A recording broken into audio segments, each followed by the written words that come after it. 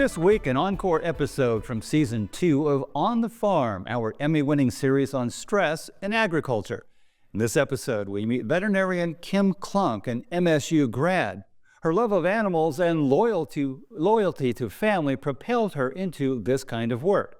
But in a story that unfortunately isn't unusual for veterinarians, the pressure began to mount.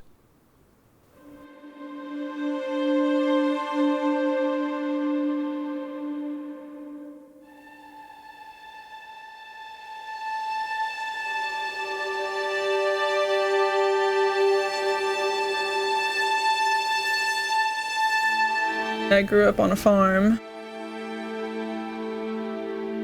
with cows, horses, goats. My family milked the goats growing up.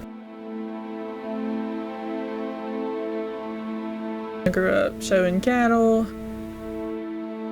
With my mom being a vet, it's something I've always been around from the time I was really little. I went with her on emergency calls to the clinic late at night. Saw a lot of different things that most kids don't see growing up.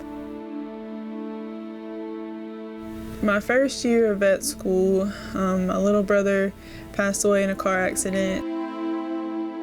A lot of the reason I wanted to do large animal work kind of goes back to my family, and my little brother, he was really involved in large animal stuff. That kind of played a big part of it. I feel like it kind of solidified that I knew I wanted to come back and give back to the community that raised me, and also be there for my parents.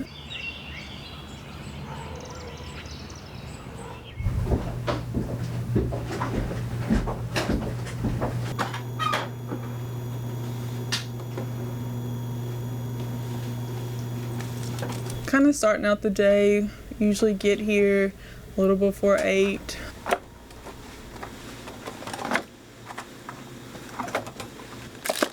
See what the appointment schedule looks like for the day, kind of the layout of what's going on. Every day is different. You never know what you're going to get into or what's going to come up. Small animal clinics can see as many as 40 patients a day, and that makes for a long day for them. Large animal vets are actually driving out to farms, checking on the health of a herd, doing immunizations of that herd, or following up on a wide variety of animals on a farm. How old do you have on the papers? Being kind of a new large animal vet in the area, and being a new vet in general, there is anxiety that comes with it.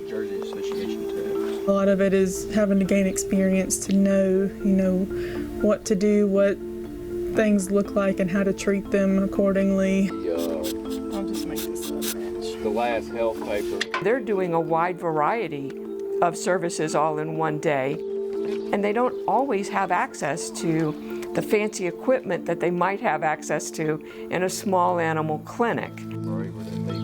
Especially being a large animal vet in a rural area, we can't have all the bells and whistles and all the really cool equipment they have out there, just from a financial standpoint. You have to improvise with, different ways of being able to evaluate what's going on.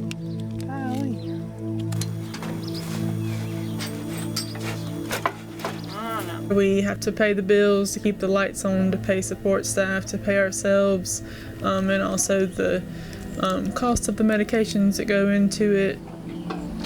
Our little spots look like they've healed up really nice. There's definitely a ripple effect in that, if we aren't able to stay open and provide, it affects the farmers and the people we're trying to work for too.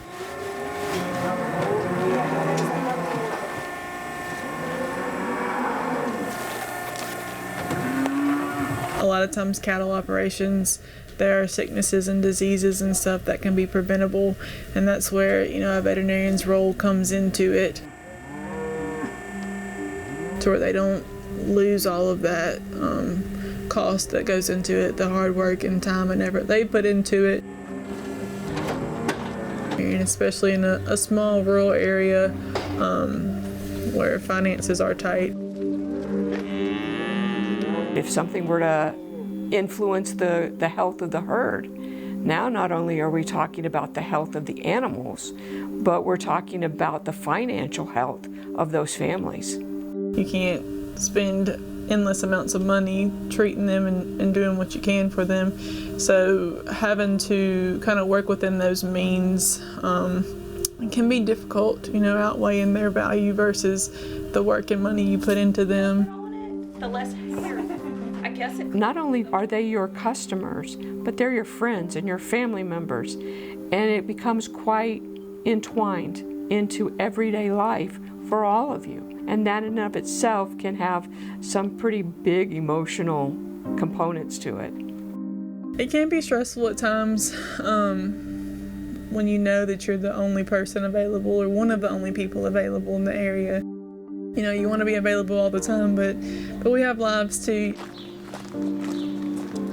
It's not uncommon for them to call up instead of saying, "Hi, Dr. So-and-so," it's like, "Hi, sis, my dog just threw up everywhere, what do I do?" And it doesn't matter that you're in the middle of a church service. That can be stressful to be able to mediate the work-life balance. And when it's one person working for the whole area, it's difficult to be able to see all the emergencies and get people in and be able to take care of their animals whenever they need help. Come home at night sometimes and I am exhausted from the day, long hours and, if it's difficult things going on. There is a degree of exhaustion that goes on there. On the long days where a lot that went on, a lot that went wrong. You have to deal with processing if you did the right thing. And you're driving home at the end of the day and you're like, is this really what I'm supposed to be doing? It's hard and you have to kind of learn how to manage that mentally and kind of put it in a place where it doesn't affect you every day. And certainly when you're exhausted, how to keep pushing through and providing the best care you possibly can, even during those times of exhaustion where it feels like you just can't go on anymore. Just from a mental health perspective, rural areas don't have enough mental health resources that understand the needs of veterinarians.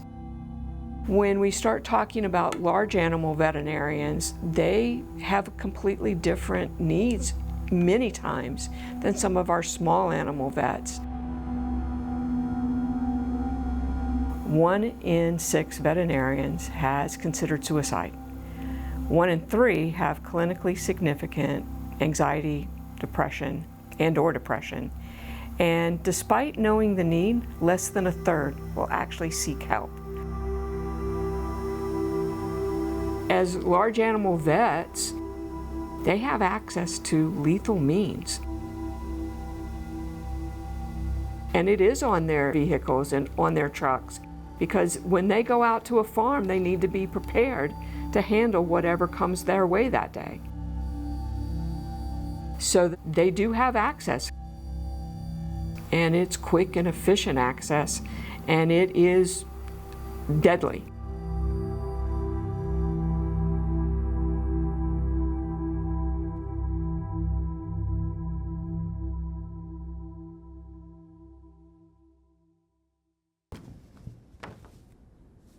You go to bed and get back up again the next day and keep trying and try again.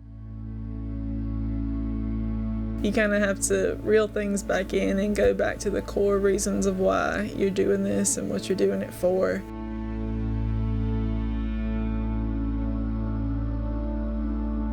And those things are kind of what carry you through.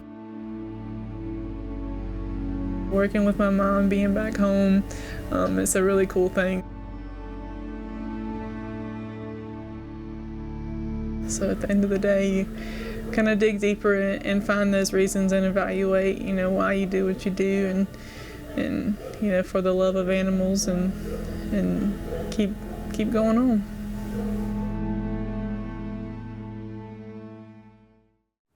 Very important. If you or someone you know is in emotional crisis, call or text 988 anytime for confidential, free crisis support.